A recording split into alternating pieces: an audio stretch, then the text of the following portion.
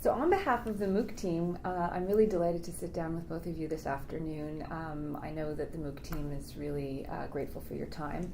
And because I admire and adore both of you, I can get away with saying this, but it's actually the truth. There's probably no pair of women in Quebec that have figured more prominently in terms of moving l'économie sociale forward. So thank you very much for being here. Perhaps you could each self-introduce for our audience. I introduce her, you mean? No, introduce yourself. Introduce yourself. We're almost interchangeable. You're just smarter than I am. No. I'm Nancy Neamtan, and I'm Chief Executive Officer of the Chantier d'économie sociale, which is a Quebec-wide organization that brings together a whole sorry, my English is so bad. That brings together a wide range of stakeholders that are committed to promoting and developing the social economy in Quebec. Great, thank you. I'm Margie Mendell, and professor at the School of Community and Public Affairs at Concordia University, and also director of the Carl Polanyi Institute of Political Economy. I am a teacher. I teach to undergraduate and graduate students. The day job is one that's familiar to most people in the academic world. But my research over a number of years now, many years, too many to even count, has been in what we now call partnership research or action-based research, participatory research. There's all sorts of names that we now assign to that kind of work. But basically it has meant that my work is much more inductive. I was trained as an economist and resisted a deductive approach to economic theory. And I think the inductive side of my work has been to work with people in the social economy and what we call community economic development in earlier times, and to bring students out into this environment to see how it operates, but then also to be able to step back and try to understand and conceptualize what the relationships are that in many ways contest the main paradigms in economic theory and in theories in the social sciences and in management. And this is what I've been doing for the last many years. And since the early 80s or mid 80s when I met Nancy, and at the time we were talking about community economic development, we have worked very, very closely together, and she's been extremely generous in allowing me into her space and not to do research on the social economy, but to do research with social economy practitioners. So for me, it's an ongoing learning process. So I'm just going to dig one layer deeper, and I'll come back to you on the same question, Nancy. What is it about this space that calls you? Is there any story from many, many years ago, or stories along the way? Like, what keeps you inspired about this work? We have a lot of terms that we use now that are trendy, and social innovation is one. But I think that this is what has kept me engaged, in that I would go into neighborhoods at the time in the southwest of Montreal, a neighborhood that was really written off. That area of the city was the cradle of industrialization, and it sort of became the burial ground of industrialization as well, with people thrown out of work, companies shutting down, and similar things happening in many cities, particularly in North America. And I suppose it's my fighting nature that always feels that nothing's over till it's over, and that you can resist, and that you can resist by being innovative and looking at how not just to rescue existing jobs or to try to save existing enterprises. There's change. You have to be open to change. But how do you capture that change so that it's driven by citizens, it's driven by civil society? There is a extraordinary collective intelligence in these communities, and so that was a very formative moment for me, the 1980s. And then I became involved with just a few colleagues, and we established the first microfinance institution in Canada. And I'm an economist, but I'm certainly not a banker, and I had no experience in finance, and it was actually quite terrifying because we were working with other people's money. But that, again, was an example of how we could really create, invent, design economic instruments that were transformative. And I'm very committed to that. I think that's still true. I mean, it's easy to be criticized. We have, financialization in the global economy that's steamrolling over us. This is absolutely true. But to deny important changes that are going on, that are occurring on the ground, is to deny transformation that is happening and that is resisting, and it's resisting in many parts of the world. And we have to try to sew together all those experiences to demonstrate that there's something big that's going on. I'm sorry, just to interrupt.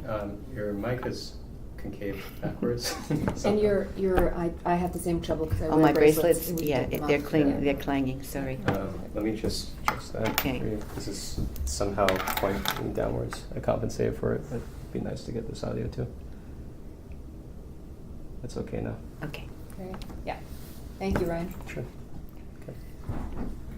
So what is it about the social sector, l'économie sociale, that calls to you, Nancy? Yeah. Well, for me, I mean, I've always been a social activist. I probably started organizing when I was at kindergarten, or actually I went to a cooperative daycare, so I guess it comes from my family. But I mean, I was a militant, a social activist, working in advocacy, working on housing rights, welfare rights, and so on. And at a certain point in the early 80s, coming out of another economic crisis, and even though I was still quite young at the time, realized that we were never going to solve the social problems that the community was facing. In this case, it was the community Margie was referring to, an old industrialized area that had become a welfare capital of Canada, the poorest urban area in Canada. And the real problem was the way economic development was going on. And at that time in the early 80s, so it just seemed to us that, even no matter how much we lobbied government, that, there was charitable donations and so on, that the model and the way development that was taking place was creating more and more exclusion, more and more marginalization, and therefore that the real problem was to try and find a new way to do economic development for the community. And we were very naive at the time, and so we thought that, it just made good sense. And of course we were told, because this was the beginning of the trickle-down effect, that of course that's not what one has to do. What Reagan and Thatcher and that the dominant ideology at the time, the beginning of what we now call neoliberalism, was to say, no, what you have to do is that you have to take away all the barriers for wealth to be created, and after that wealth would not even flow down. With the vocabulary was very specific. It would trickle down. And we were working in a community that was 10 minutes away from downtown Montreal, where there was a lot of wealth, and nothing was trickling down. And so, of course, imagine if you're living in a rural village in Quebec, or if you're living in a rural village in Africa, that there was nothing coming down. And so we just said, well, there's got to be a better way to do things. Hired an economist who said, oh, you want to get rid of poverty? Well, we know what you can do. Gentrify the area, close all the rest of the factories, make them into condos. The poor are going to have to leave. They're not going to be able to stay there, but they'll go to the neighborhood next door.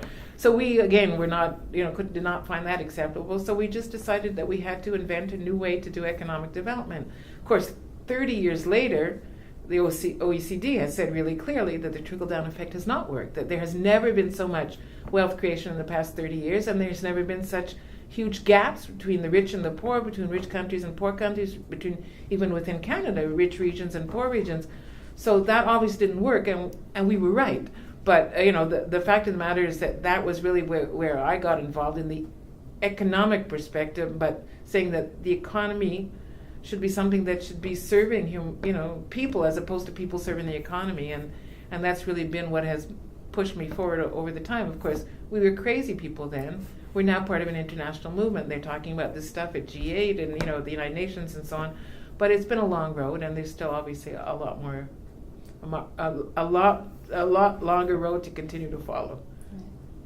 So over this long road, let's look at just Quebec as an example for the world. What are some of the moments that you feel punctuate the evolution of the social economy over the last 3 decades, let's say? Well, I'll start. Okay.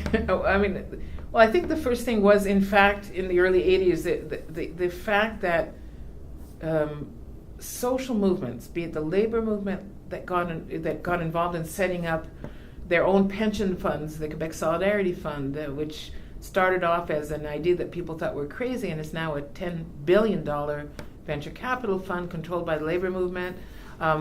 So the labor movement went through that whole debate of saying, what is our role? Is it just to negotiate better collective agreements, or is it actually become proactive in supporting and creating jobs and becoming an active economic actor? And the same debate was the debate that we went through within the social movements, the community-based movements, community organizations, where a lot of people said, the economy, that's stock market, that's you touch money, you get your hands dirty, and we said, no, well, maybe we've got to look at... Sorry, I left it on for you to call me back. Sorry, let me turn that off. Okay, we will delete that out, so don't worry. Okay. You can start at the beginning of the thought. Yeah. So the debate within the community movement was once again, should we be getting involved in economic development? Is that our role? Are we selling our souls? Are we going to get our hands dirty? We start dealing with money, with investment, and so on. And so I think that was a real turning point of where you actually had social movements having an open debate on this issue. And not, in a democratic way, because it was not a majority decision. I mean, it was a majority decision. It was not a unanimous point of view of starting to move forward. And then there was a lot of, learning by doing. We didn't trust economists enough to go to them and say, what do we do? Because most of the economists were not being trained by Margie Mendell. They were being trained by very, neoliberal economics. So we had to do a lot of learning and doing. So I would say that was a really important first step. Second step was the whole movement that built from both in rural and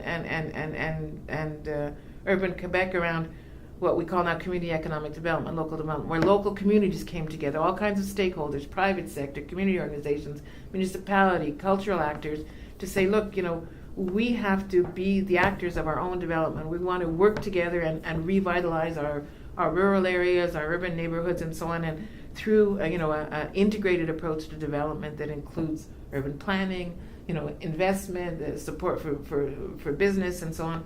That was another major step. And the third major, I think, breakthrough was in 1996, when we were in another context of another economic crisis. And all of those actually steps forward came at periods of economic crisis where the existing models and the existing solutions were not working. And so in '96 there was a particular event that happened, which was a summit on the economy and the employment convened by the Premier of Quebec, where basically government said, look, we're not going to be the ones that are creating jobs. We had a 12 or 14% unemployment rate. We had Standards and Poor's actually calling the Premier saying, look, you got to cut down government spending, the deficit is too high. And so we had to innovate and figure out ways to create employment in a very creative way with, using all kinds of resources, voluntary resources, private, in the market, government resources, and that's where the organization I now head up, the Chantier d'Économie Sociale, was created as a temporary working group, and that was a big step forward because we were able to show, and actually compared, we were sitting at the same table as, the big business, small business, all the experts, and we were able to be definitely the most creative and find ways of creating employment, but not just creating employment, but also answering the needs of, access to quality childcare, recycling needs. There were a whole series of housing, community housing. There were a whole series of home care for the elderly, of sectoral strategies where we knew that there was ways to move forward, creating new financial instruments. So that was a whole major period of where we identified sectors where we could really work and develop. So I would say that was another period for about, I would say, 8 to 10 years. And then the most recent period, up till today, was really one where we moved back to the issue of territory. We refocused on the whole issue of territory. How can we bring this social economy, these collective enterprises, to be supported and to be rooted and to multiply and emerge from approaches that were based on territory. So we've gone through different periods like that have led us to and we're now on the verge of a new period, which is we're in the process of redefining today. Great. What do you want to add? Basically, similar sort of milestones as Nancy mentioned. And in my own work, I mentioned to you earlier that I was involved in creating the first microcredit institution, which is called the l'ACEM, l'Association Communautaire d'Emprunt de Montréal, or Montreal Community Loan Association. And we opened our doors in 1990. And at the time, it was really interesting. And again, it was very territorially focused. It was in the plateau. I mean, the plateau was not today's plateau.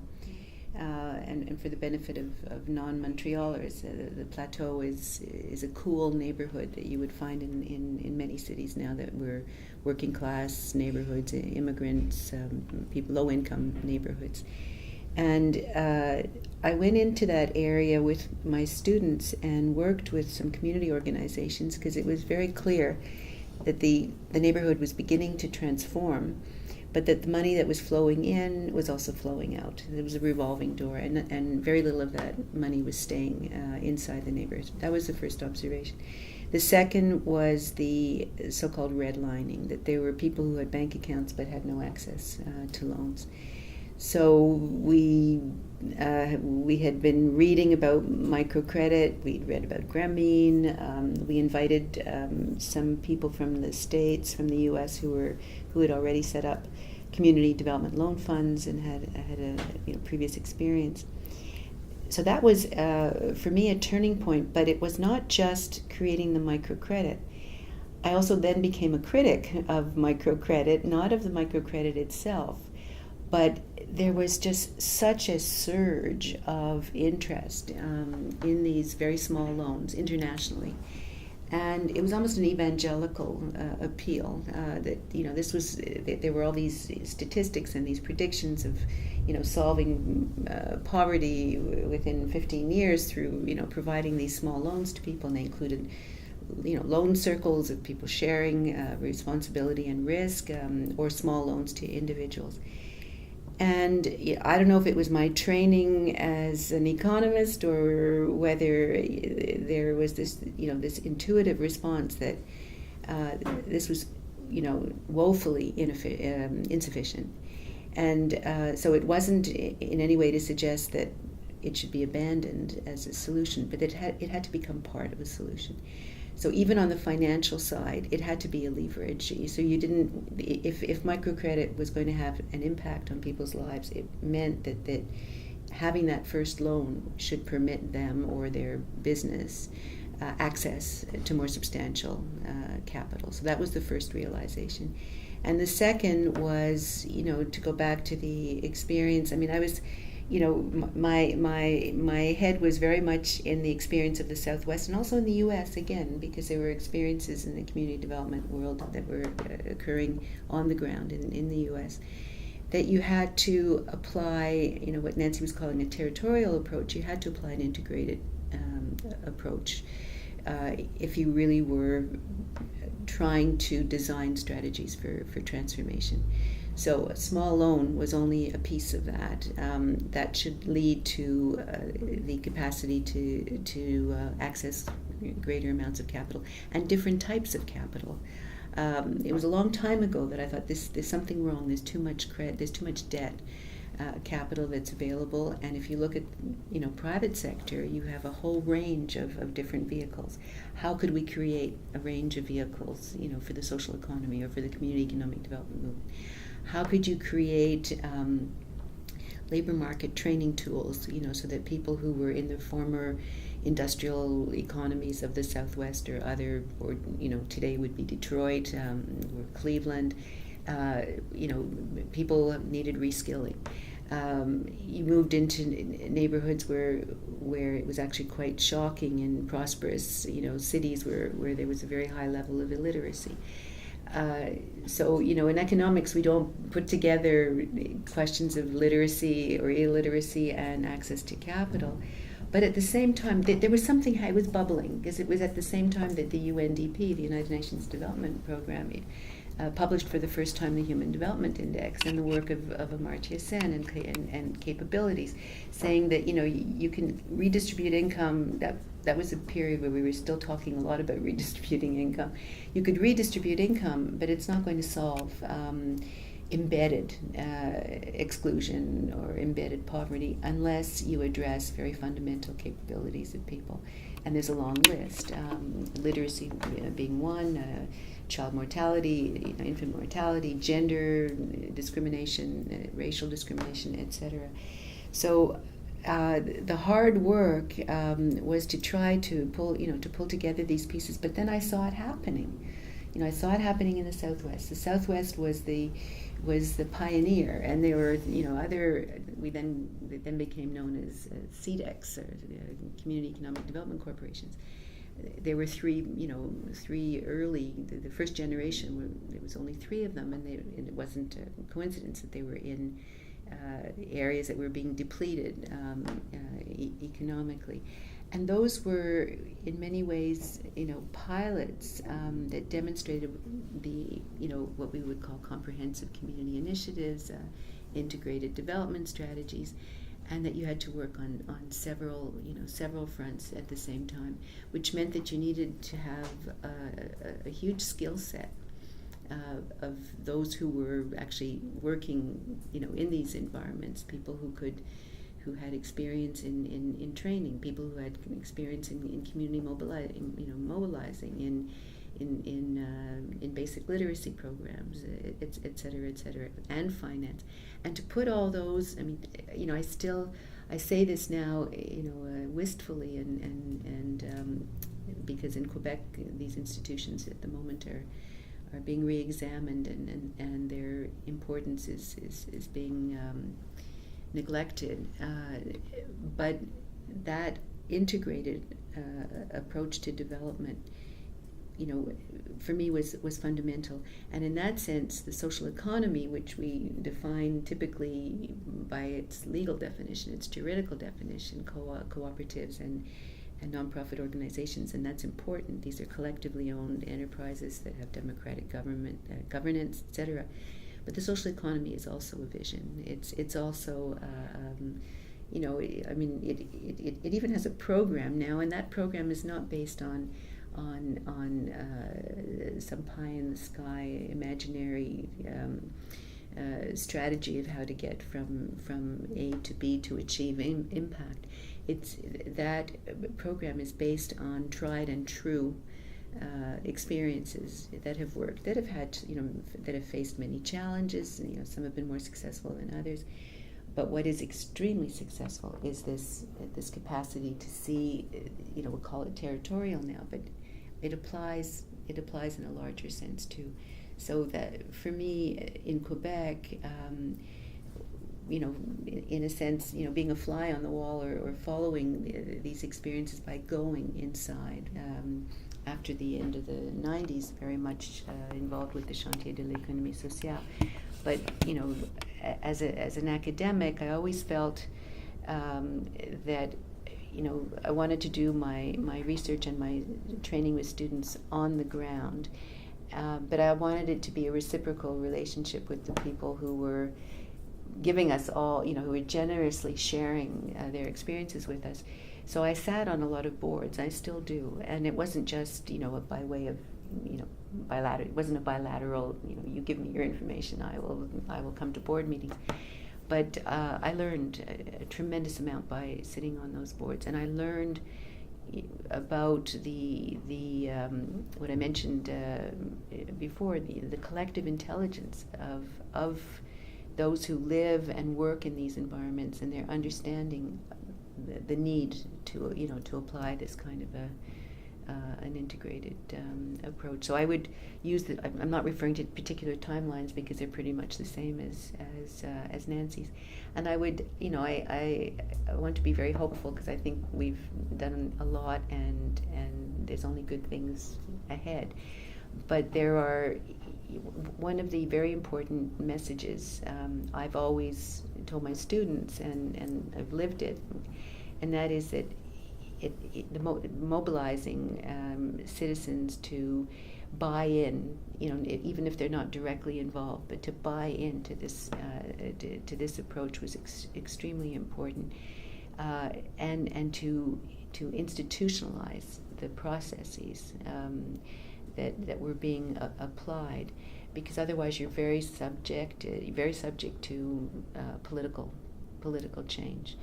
We have survived great political change, and we will continue to survive great political change. I think it's really important to add that in, because otherwise the traditional approach to community development, to social economy, social enterprise as we're calling it now, is often still to be very dependent on programs. And we have to learn to work differently with government so that we don't fall flat on our faces if there's a different government in power that decides to eliminate or reduce those programs.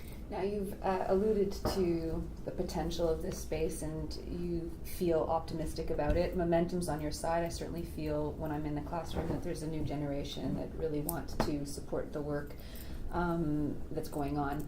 What do you think are the great opportunities right now that we can capitalize, and what do you think are some of the barriers for the movement to grow?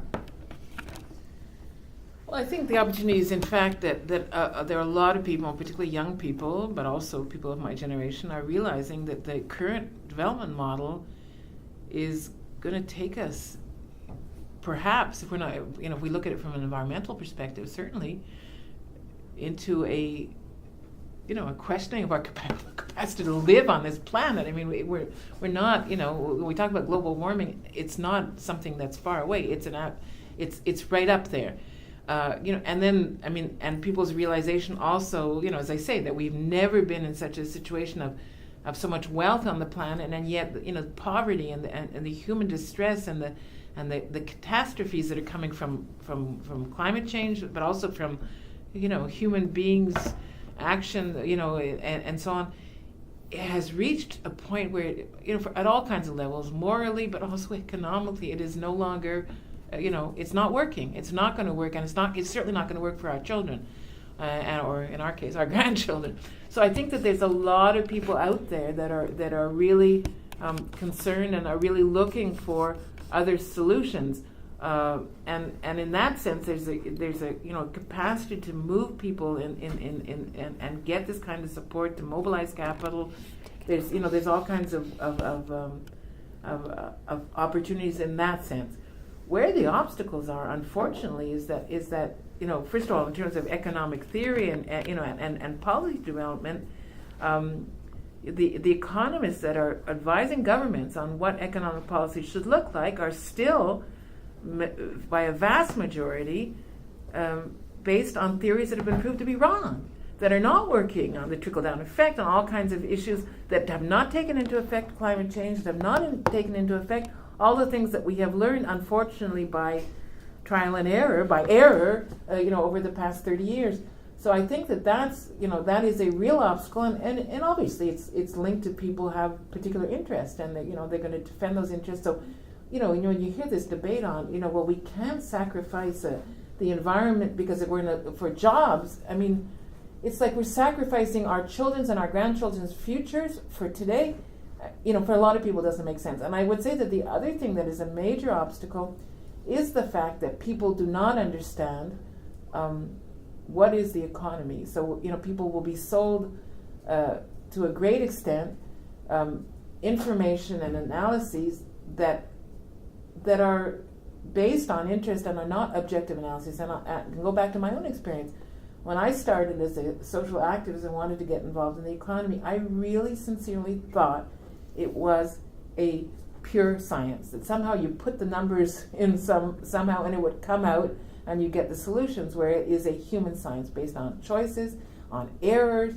Now when I think about it, you listen to the stock market and say, this stock market people, they were optimists or they were pessimists or they got scared. I mean, we're talking about human emotion, about this supposedly objective thing that is the stock market. So, there's so much, I would say, even deliberate confusion on what the economy means, what one could do within an economy, what is possible. We have governments that that are implementing extreme programs of austerity, whereas we know that too much austerity just brings in more recession and more problems, and it becomes a vicious spiral, towards the bottom.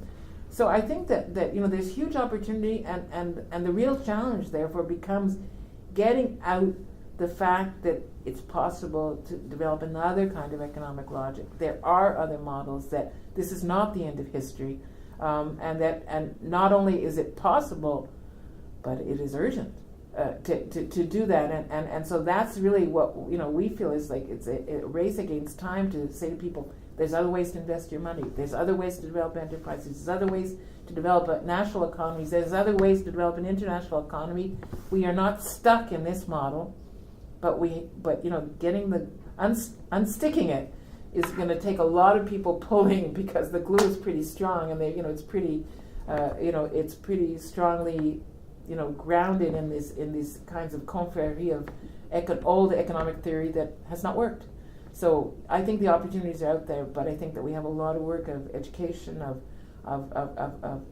piloting, of showing and demonstrating that there's another way to develop. And I mean, the Chantier, for a long time, our role was promoting the social economy, but we have clearly, and that was our mission, promoting and developing, collective enterprises in another kind of economic logic. We have extended our mission to say really clearly we have to promote the social economy as a part of a new development model, because it's not one or two or even 1,000 enterprises. It's the whole way that this economy is structured that has to be rethought about in a more sustainable way. You also raised in your question the role of young people and their interests today.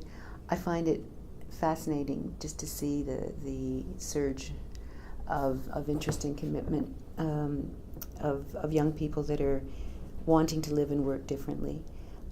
For sure, the environment has played the environmental crisis has played a very big role in mobilizing young people. Being in a university now and having colleagues in other universities and seeing this bubbling up of interest in social entrepreneurship, social enterprise, socially responsible investment. The social as an adjective is everywhere. Recently in Montreal, there were several hundred students who got together without any professors, and the purpose of their gathering was to promote the development of social enterprise. So is this a surprise? Not really. I think that if we compare the way in which we would have responded, when we were their age, we had an entrenched welfare state, we had an entrenched system of redistribution of wealth, and the big issues were class and inequality, and it was just a reshuffling of the deck. But there wasn't an implosion of everything around us. There wasn't a moral and ethical crisis. One could say there was a moral and ethical crisis with capitalism throughout its history, but there wasn't the extent of outrage that was that sort of came to that peaked really in 2008 and 2009.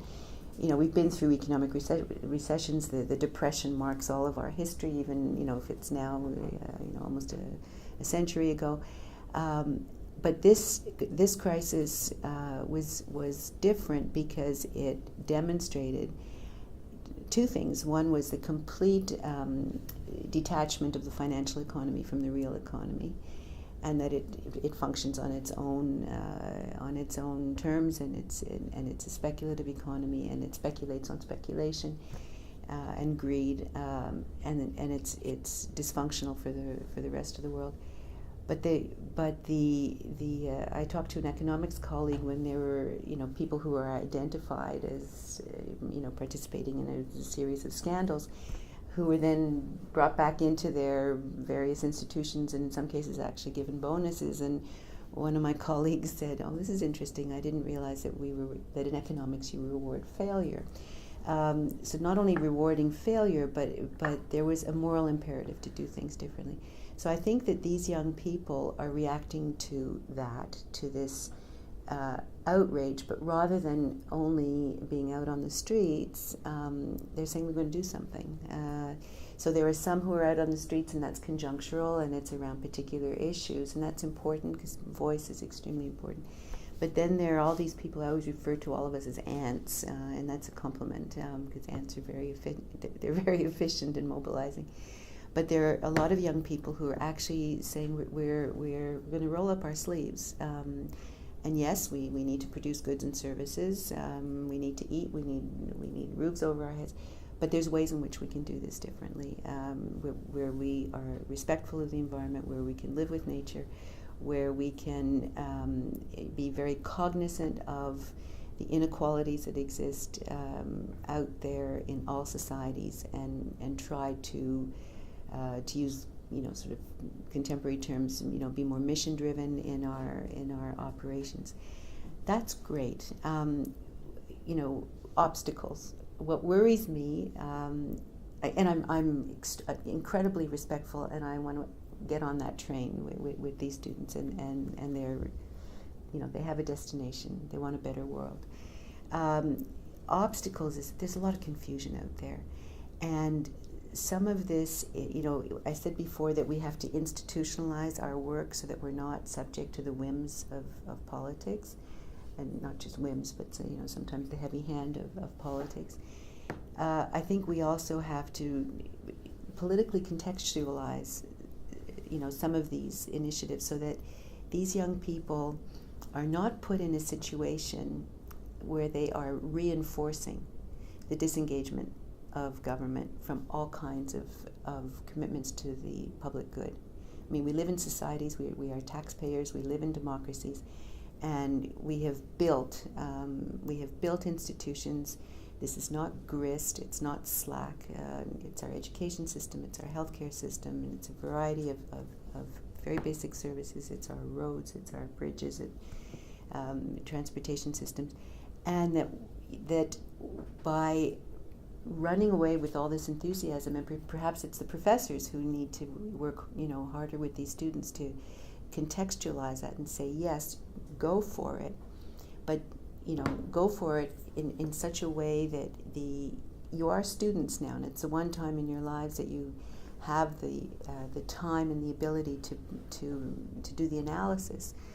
Put this into a political economy framework, so that you're not just there to pick up the pieces. What you're doing is not there just to be the residual, but that in fact you're involved as change makers, as people who are actually going to force government to work differently with you. So it's not a way in which to let them off the hook, let government off the hook. So that would be, that's my, one of my concerns, particularly because we're living in political circumstances in Quebec at the moment and in other parts of the world where, governments are hell-bent on deficit reduction, and I'm not an advocate of deficits, but applying austerity measures, wholesale, treating places like Quebec and Greece, as if these crises are similar, and you apply the same tools is absurd. So I would be very. I wouldn't in any way say to young people, slow down. I'd say do what you do, but add some political context to what you're doing, so that you're not instrumentalized by the withdrawal or an ideology that supports withdrawal of government. There still is something called the public good, and people have to be committed to it. I've never, I think back of Thatcher or Reagan and tax revolts, and that's the strategy of the right. But honestly, this would be a reason for tax revolt, as far as I'm concerned.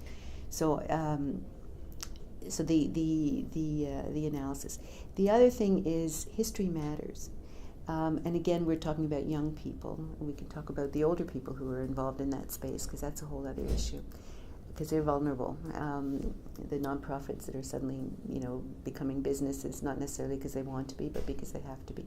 But with respect to young people, history matters. There is a history of other ways of working collectively. The cooperative movement has a very long history. Mutual associations go back to the 18th century, 19th century. Community initiatives have a history as well. So it's not simply to know that history and to document it, but to contextualize, again, these initiatives in that history.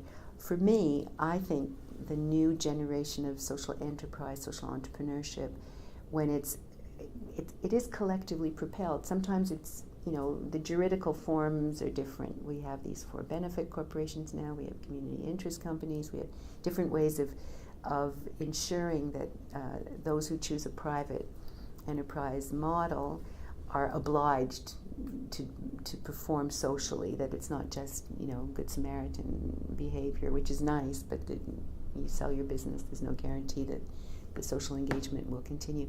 So how to say, well, we're in 2014 right now, and this huge, flow of young people wanting to work in the social space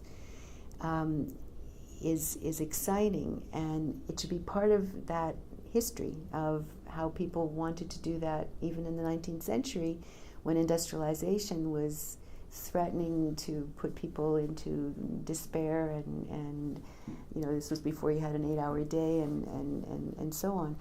So in many ways the impulses are the same. It was a way in which to embed an economic model in social, in social objectives. So is that an obstacle? Not necessarily a particular obstacle as such. The politics, perhaps, yes. But I think it's something that those of us who are teaching in these programs, because it's very easy for us to run away with the enthusiasm of these students. I do too. But we have a responsibility not to tell them to slow down, but to give them context, and then for them to feel part of something that's even bigger than a movement of a lot of disparate initiatives, that they're actually engaged in some kind of a political transformation that may not happen overnight, but that they are drafting something new. I think that's much, much more powerful. That's the question, because we're giving you really, really long answers, so I was just wondering whether we should be shortening them. So what I'm planning to do is ask us maybe some focus. Yeah. So in the interest of time, we have 5 topics that we cover during the MOOC, but I want to just really focus on 2 given your experience. But before I do that, I'd be so remiss, and Henry would hate me, if I didn't ask the question as a final general question before those 2 topics. He believes that the world is out of balance, right? That when communism died, that everybody believed capitalism won, and he said that that's not the case, and that we need to rebalance things. And that at one point things were in balance, but now they've gone too far towards the private sector, and that the plural sector or social sector can do a much better job of sort of being a counterbalance to the private sector as it is now. His question would be, how do we organize all of these amazing social initiatives in such a way that it becomes a powerful force to reckon with? Okay. If you don't mind, I can just pick up on and then go to you, Nancy. I think that just goes back to what you didn't ask that question, but I guess I anticipated it. It can't be on the margins, for one thing. We can't be there as a residual economy to simply pick up the pieces of what the welfare state, as it transforms itself into minimal state engagement is doing. That there has to be a politics. We're not going to have another world of communism and capitalism. We have a much more diverse, a multipolar world that we live in right now. But you can't erase politics, and so that rather than have a collection of enterprises that individually and in the aggregate are doing really important and good things, and just have all these fragments appearing all over the world, they have to be situated in a framework, and that is called politics. And I think that if some of these students, and it's interesting because so much of this is coming out of business schools, they're much more radicalized in their, not so much perhaps in their discourse, but in their actions than in the social sciences, which are limping along. I mean, I'm in the social sciences and limping along, and it's very much the critique, whereas this is the other. This is moving into another space. So I would agree with Henry, but if we're going to look systemically, then we have to look politically. And what does this suggest politically?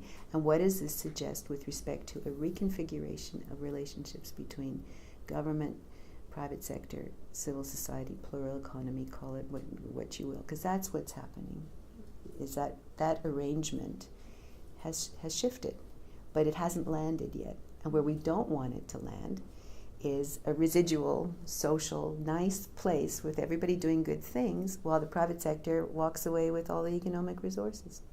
So if we don't integrate the economic and the social, that's what's going to happen.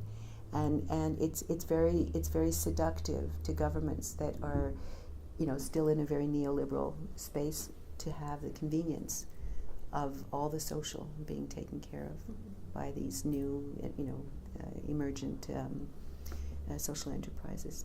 So that is not a negative comment, because I have tremendous respect for a lot of these initiatives. But if we're answering Henry's question, I think it has to be contextualized politically. I think and that's the process that we have definitely gone through. Is that there are a lot of people working on local initiatives to respond to particular needs and aspirations of communities. That's the origin of the social economy, and we always say that but the fact of the matter is that you can't take it out of context. And we talk a lot about the social economy movement being a movement for economic democracy, and what we mean by that is, yes, to have enterprises where there's more say for consumers, for workers, for producers. And collective ownership and predominance of people over capital, but we're also talking about a society and its way of organizing itself, be it at a local level, at a community and neighborhood or a rural village level, up to to a national level, of saying, in terms of the common good, what is the best way to produce a good and goods and services, so that we can choose. And in certain cases it means that the public sector and public services are extremely important to defend. In other cases, take the example of daycare, it could be part of the public system, but our experience has shown that, and I think international studies, that the best way is to have parent-controlled daycare. I mean, even around resource management, Eleanor Ostrom, that won a Nobel Prize for the economy, said that clearly. What is the best way to manage resources? Is it the private sector? No, because they have a very short-term vision that winds up emptying all the resources for a profit motive. Is it the public sector? Not always, because it's often a very bureaucratic way of decision making, very far from what's actually going on. That the best way is by democratic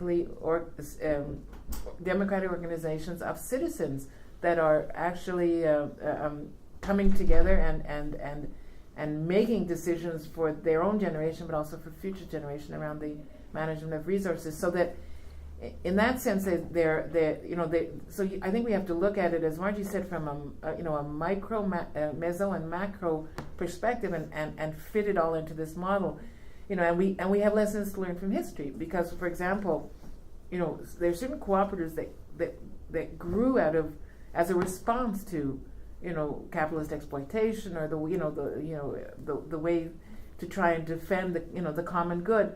But somehow along the way they became so focused just on developing their own enterprise that they just basically became another way of organizing whatever the service or the production is, without having any kind of transformative element.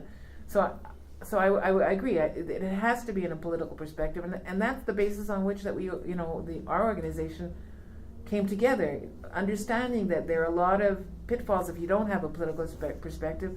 We brought together at the Chantier, and that has been probably one of the keys to its success, not only networks of enterprises, collective enterprises, co-ops, nonprofits, and all kinds of sectors, but also territorial organizations working to develop rural communities, develop urban communities, to have a perspective on what is the impact in their own community, what are the needs, what are the aspirations, how does this fit into the reality of their own day-to-day, living in the community.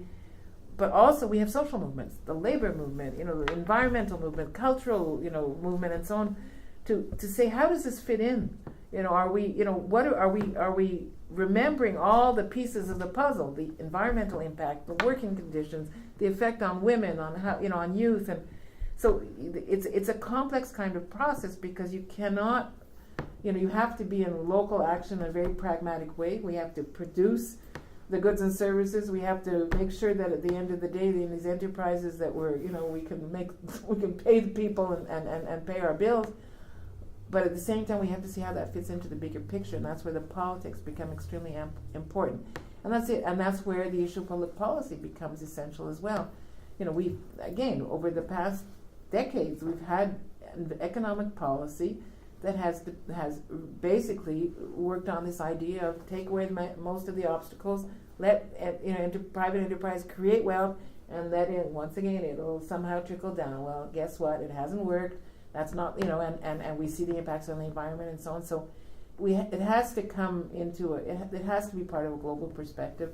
And I think the only way to do that is in effect to always take into account that, there's an economic reality of producing goods and services, but the economy is much larger, and the economy is embedded in the social, and therefore we have to have it look at the overall paradigm and see how each piece fits itself into it.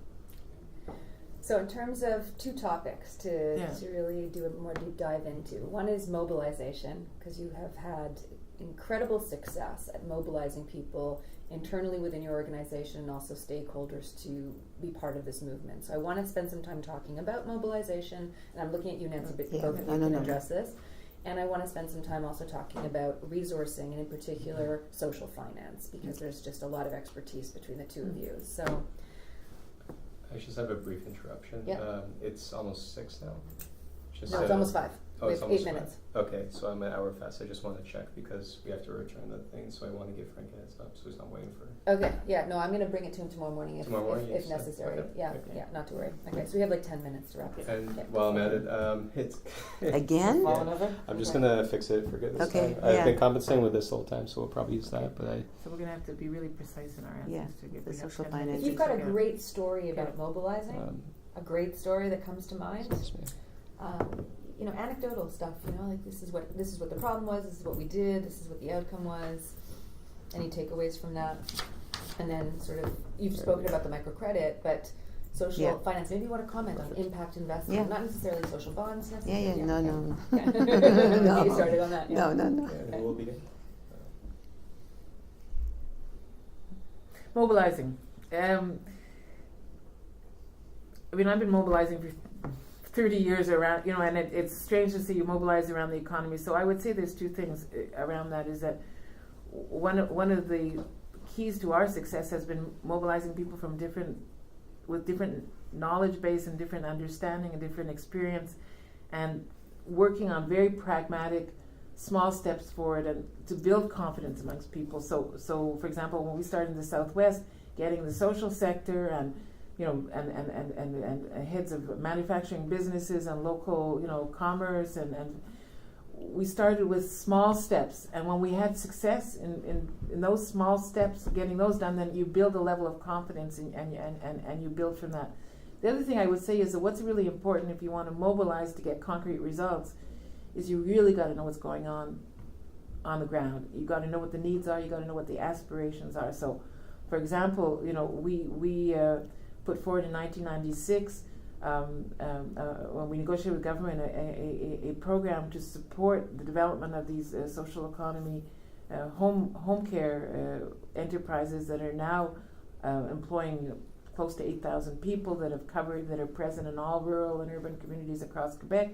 But the way we did it was by really understanding what people were trying on the ground, what was working, what wasn't working, making sure that they were part of the discussion with government about how we could move forward. And then once we got the instruments, we just let people do what they thought was best in their own context. And you have to have confidence in people's collective intelligence, as we call it, and capacity. And so that within 3 years, you had this network of home care enterprises across Quebec, with 5,000 people. I mean, with very little government money, with, all kinds of complex ways of doing things. But it really came out of a good understanding of what the needs were, what the aspirations are, what people had tried, what hadn't worked, what had worked, and then just building on that to move forward. So I would say that's another key to mobilization. And I would say the third thing is that people work so hard, on developing their thing. What they really need to understand is that they're part of an international movement. They're part of a global movement, of a national, that they're not alone.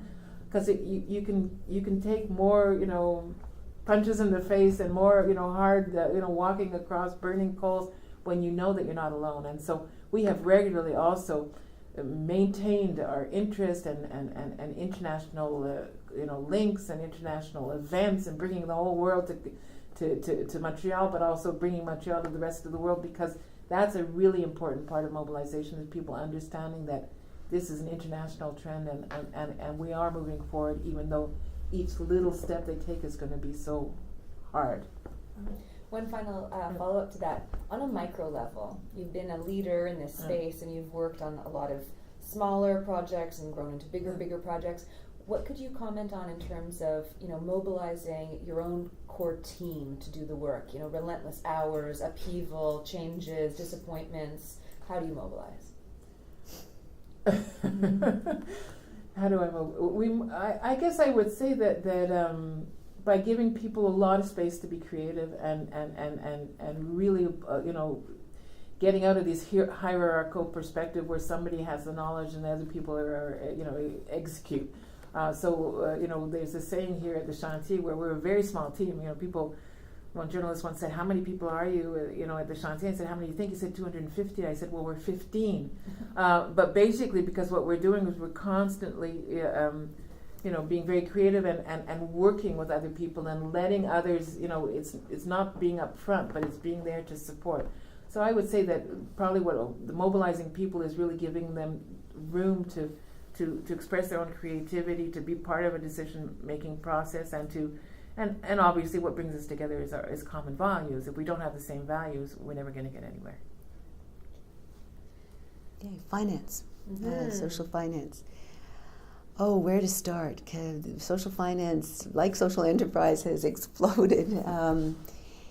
I mentioned earlier the microcredit story, and if you look at Quebec, we have a range of different financial vehicles and tools that invest in the social economy, and we call that solidarity finance. We also have, Nancy mentioned earlier, the Fonds Solidarité. Now there's Fonds d'Action also, which is the other labor federation in Quebec. So we have labor, pension funds that are very effective investors. And there's a whole range of other financial tools. Some of them have been set up by the labor solidarity funds. Others are independent. Very significant innovation in which I was involved was the creation of a patient capital vehicle, and we now have a fund that's called La Fiducie, the Social Economy Trust, and all the work that's been done in Quebec, and I haven't participated in all of it, but I've been an observer and an observer participant in some cases, has always been in response to the needs. There is a need for capital in such and such a sector. There is a need for a particular type of capital in such and such a sector, or a particular region, and so on. If it doesn't exist, let's design it. Let's design it in concert with, representatives, with stakeholders, so that we get it right. And this has been phenomenal because if you look at the history of these institutions, some of which have been around since the 80s, or even the 70s, and in the case of some, or even longer if we trace the whole cooperative, the Mouvement des Jardins and credit union movement, is that they have been they've been very successful with a very low loan loss ratio. Why? Because they work with the investees, so that it's not, it has never been just a matter of developing more financial institutions and then chasing after clients or waiting for people to come and knock on your door. So the supply-demand equation has always been worked on together. There's been a co-construction of supply and demand in these cases. So not only does it reduce the probability of these funds not being repaid, their loans, but it means that to the extent possible, the capital needs of the enterprises are being met. I think this is a rather unique experience in Quebec, and unique because of the diversity and the variety of tools, and also this relationship between the funders or the investors and the initiatives. So again, if we look at what's out there today and the growth of social finance and impact investing around the world, I guess I would answer in the same way as I did with respect to social enterprise. This is a good thing, but it's worrying because again, it's detached. And I don't want to tar all these organizations or institutions with the same brush because, for example, in the United States, you've got a whole network of community development finance institutions that have been around for a long time and that are now part of the impact investing space. But the new actors and the new thirst and again, the appetite to invest morally and ethically and socially, that was helped by the financial crisis where people said we want out, is in many cases supply driven. And so there is a lot of money, there's a lot of capital out there.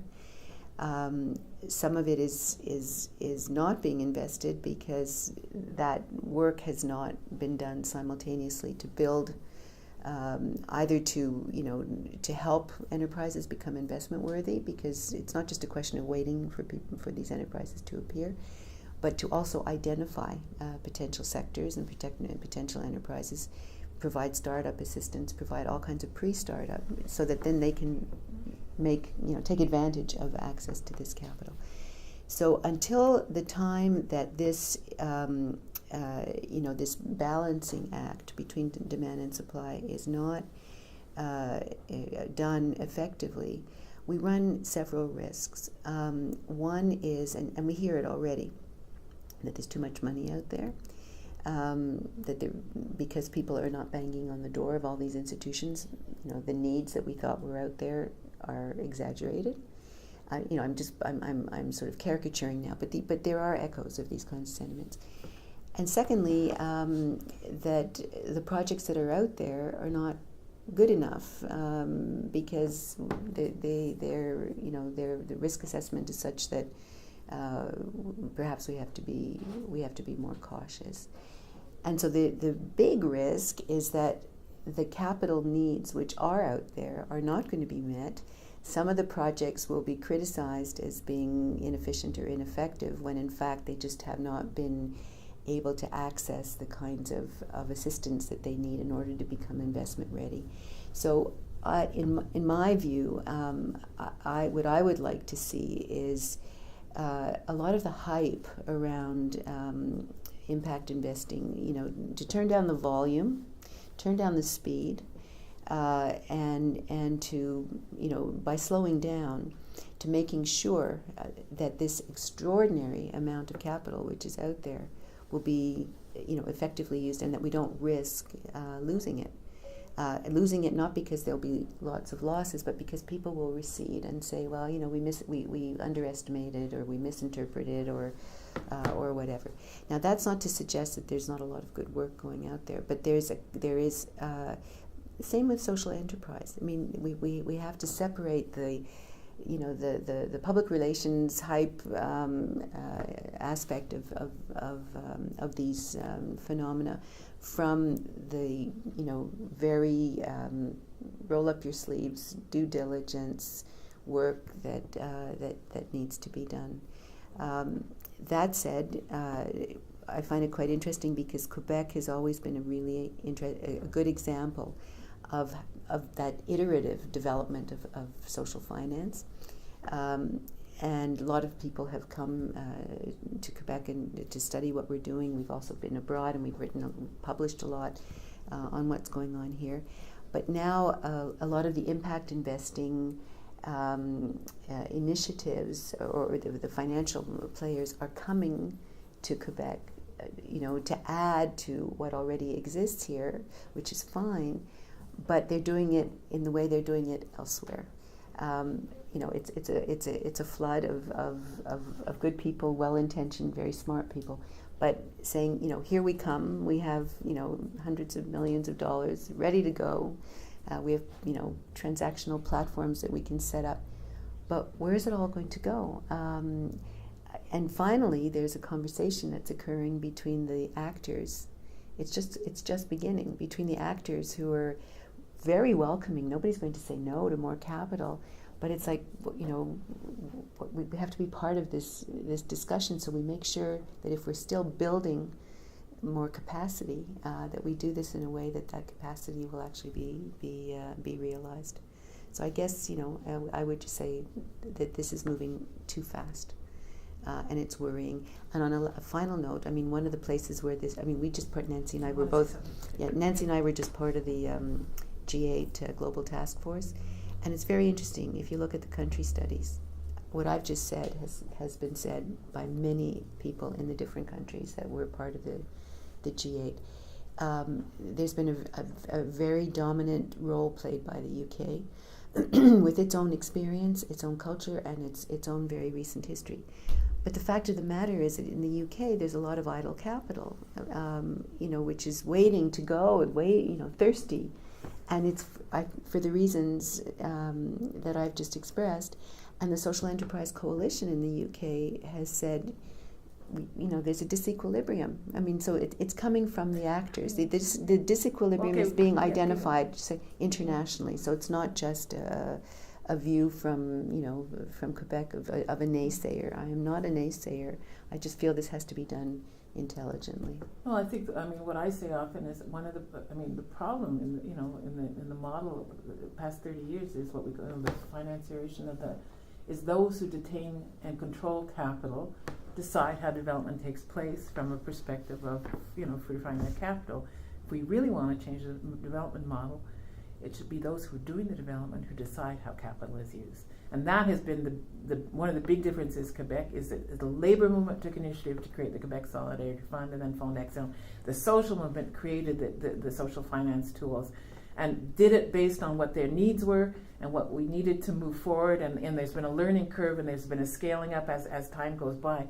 And it makes a huge difference in terms of governance on who controls, because otherwise you're still using the same logic. So I think if we really want to change, that's the radical change in the model, is those who control capital aren't the ones who decide how development takes place. It's those whose development decide how capital should be used for the benefit of an integrated approach and a sustainable development. When we get there, we know we're going to have gotten somewhere. But then that's what I think Margie is expressing in terms of the worry we have, is all these people who have capital all of a sudden coming in and saying, we're going to do good stuff. Well, okay, but let's start with those who are doing the development and see how that capital can be used well.